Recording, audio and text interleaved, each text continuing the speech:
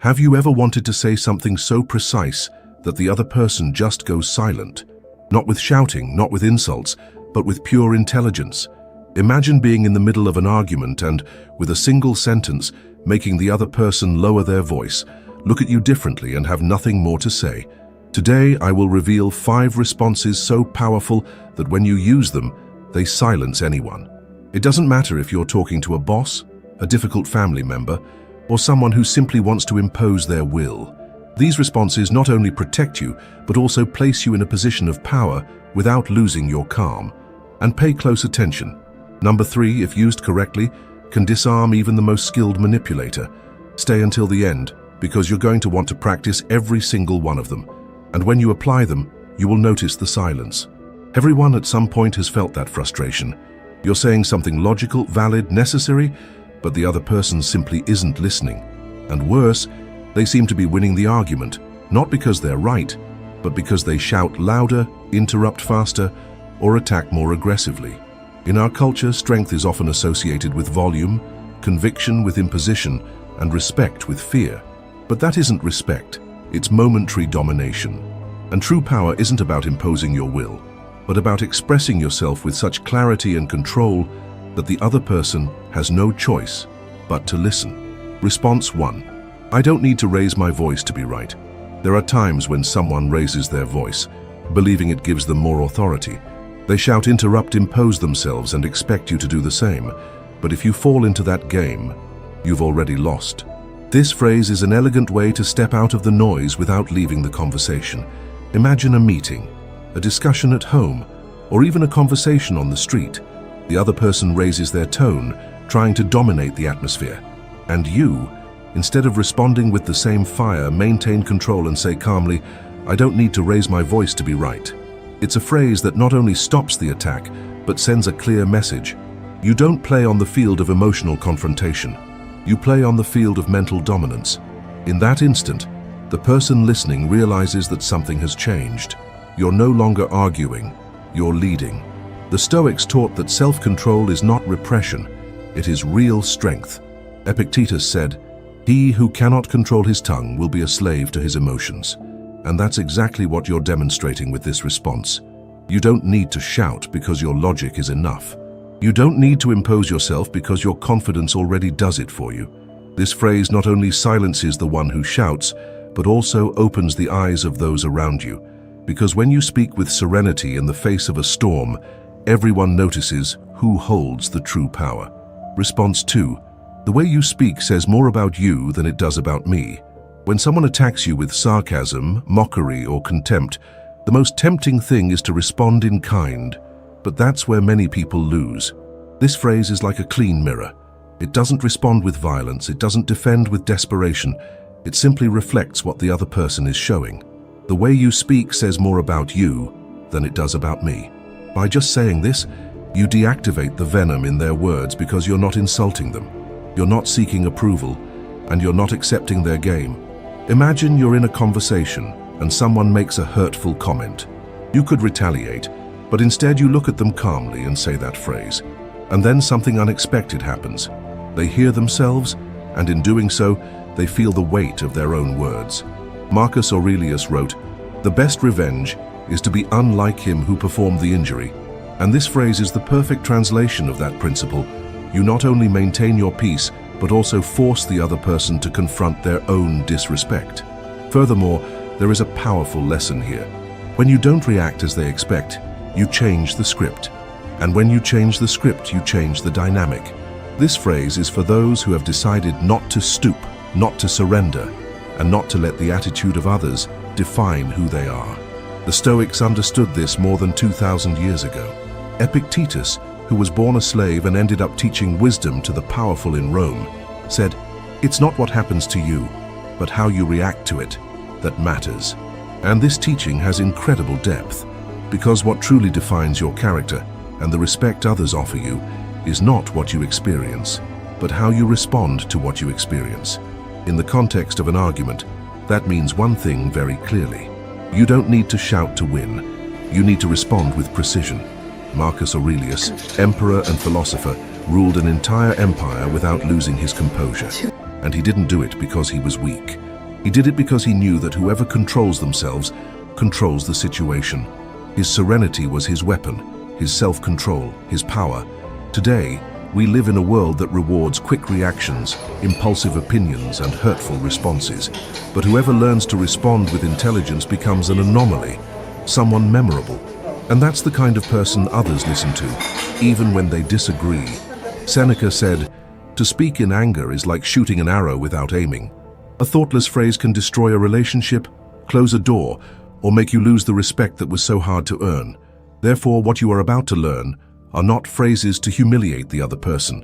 They are tools to defend your dignity with elegance, to set boundaries without violence, and to make even your harshest critics fall silent. Because when you speak with clarity, calm, and confidence, you are no longer arguing. You are leading. Response 3. Let's talk when we can do it respectfully.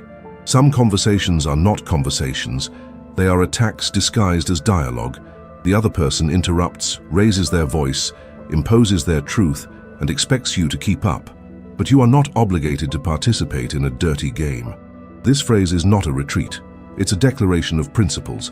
Let's talk when we can do it respectfully. It's direct, mature, and firm. You're not running away. You're raising the standard. Imagine you're arguing with someone who won't let you finish a thought. They interrupt you again and again. Their tone is aggressive. Instead of escalating the tension, you pause.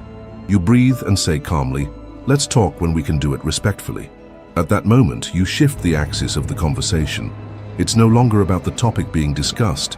It's about the minimum conditions required for that conversation to have meaning. This type of response, according to Epictetus, is a reflection of self-mastery. He said you cannot control what others do, but you can control what you accept. And by saying this phrase, you are making it clear what you accept and what you don't. You don't need to shout or over-explain. You just establish an emotional boundary that forces the other person to look at themselves and often to be quiet. Because whoever cannot speak with respect loses the privilege of speaking with you. Response 4. I'd prefer not to continue this conversation. There are moments when continuing to talk is pointless. The other person isn't listening, doesn't want to understand. They only want to win, even if it's at the cost of hurting you. And that's where this phrase becomes your shield. I'd prefer not to continue this conversation. It's simple, it's clear, and it's profoundly powerful. It doesn't ask for permission, it doesn't justify itself. It just puts an end to it. Imagine you're arguing with someone who insists on provoking you. Every word they say is laced with poison, and you feel your patience wearing thin. Instead of exploding, you breathe, look at them with serenity, and say, "I'd prefer not to continue this conversation." That phrase has an immediate effect. It cuts the toxic dynamic at the root, and most importantly, it gives you back control. Marcus Aurelius wrote, "Choose not to be harmed, and you won't feel harmed."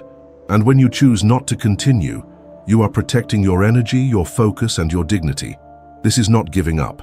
It's deciding that your peace is worth more than having the last word. And whoever sees you do that understands that you're not avoiding conflict. You're rising above it. This phrase is like locking a door, and sometimes closing that door is the greatest act of strength. Response 5. That's your opinion, and I respect it, but I don't share it. Not all arguments are with enemies. Sometimes they are with friends, colleagues, or family members who insist on imposing their worldview on you.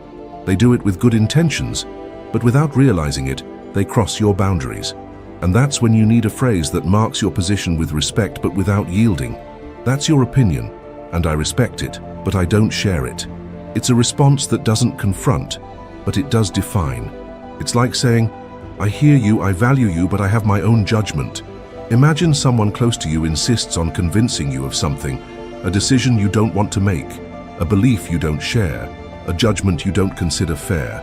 Instead of arguing point by point or staying silent to avoid tension, you tell them in a firm, calm voice, "That's your opinion, and I respect it, but I don't share it." What follows is magical.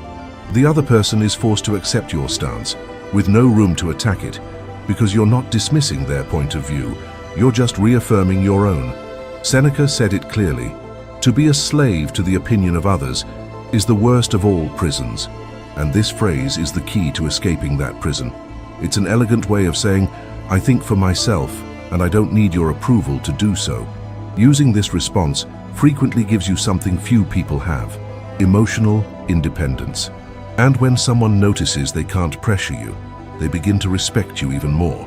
Now you have 5 responses that not only defend you, but strengthen you.